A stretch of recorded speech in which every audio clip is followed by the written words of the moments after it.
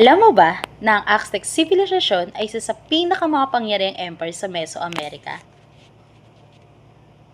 Alam mo bang nagsimula ang Aztecs bilang isang maliit na nomadic group noong 1325? Itinatag nila ang kanilang kapital na Tocnochilan sa gitna ng Lake Texcoco. Dahil sa mahusay nilang pumumuno at pakikipag-alyansa, mabilis lumawak ang kanilang empire noong 1521. Bumagsak ang Aztec Empire matapos dumating ang Spanish conquistadors.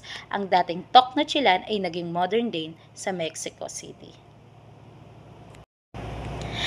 Daily life and economy. Busy at organized ang buhay ng mga Aztec.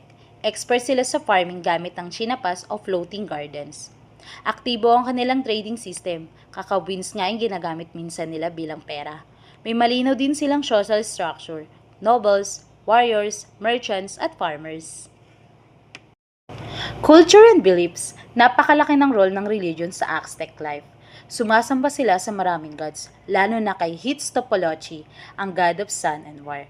Kilala rin ng Aztec sa makukulay na feather art, advanced calendar system, malalaking step ng pyramids, at highly organized education for children.